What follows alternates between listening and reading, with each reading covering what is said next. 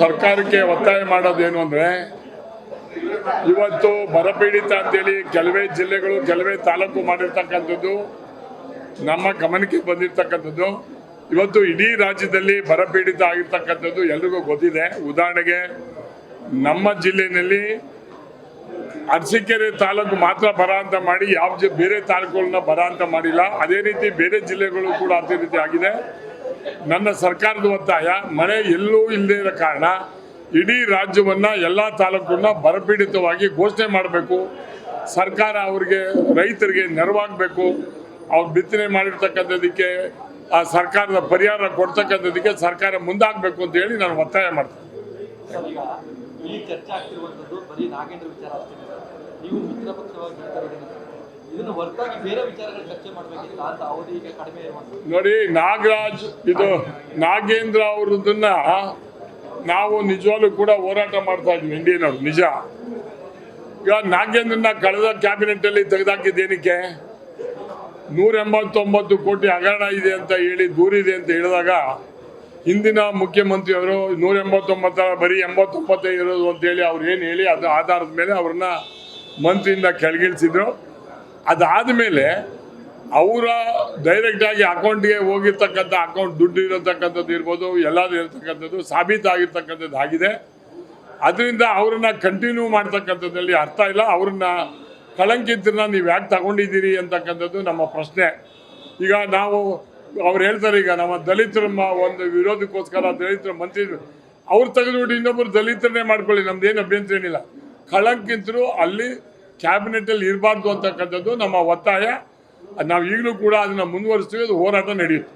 ಇನ್ನೊಂದು ಸರ್, ಈಗ ಒಂದೇ ಮಾತರಮ್ಮ ರಾಷ್ಟ್ರಗೀತೆ ಅಂತ ಘೋಷಣೆ ಮಾಡಿದ್ದಾರೆ. ನಿನ್ನೆ CWC ಮೀಟಿಂಗ್ ಅಲ್ಲಿ ಸರ್ ಕಾಂಗ್ರೆಸ್ ನಾಯಕರು ನಾವು 2 ಸಾಲು ಆಡೋದು ಅಂತ ನಿರ್ಣಯ ತೆಗೆದುಕೊಂಡಿದ್ದಾರೆ ಸರ್.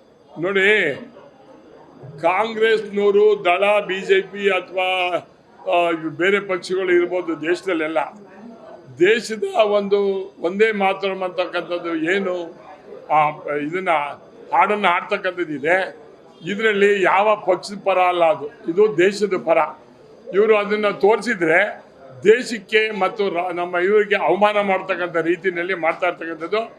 ಈ ಕಾಂಗ್ರೆಸ್ನವ್ರಿಗೆ ಇವತ್ತು ನಮ್ಮ ದೇಶದ ಬಗ್ಗೆ ಅಪಾರವಾದಂಥ ಪ್ರೀತಿ ಇಲ್ಲ, ಗೌರವ ಇಲ್ಲ ಅಂತಕ್ಕಂಥದ್ದು ಅದು ತೋರಿಸ್ತದೆ.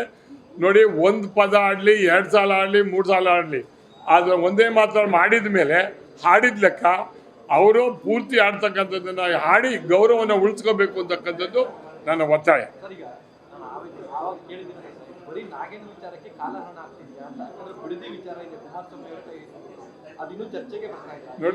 ನೋಡಿ, ಇಲ್ಲಿ ಬಿಡದಿ ವಿಚಾರಕ್ಕೆ ಕೊಟ್ಟಿದ್ದೀವಿ, ಬರ ವಿಚಾರಕ್ಕೆ ಕೊಟ್ಟಿದ್ದೀವಿ, ನೈಸ್ ವಿಚಾರಕ್ಕೆ ಕೊಟ್ಟಿದ್ದೀವಿ, ಇದನ್ನೆಲ್ಲನೂ ಕೊಟ್ಟಿದ್ದೀವಿ.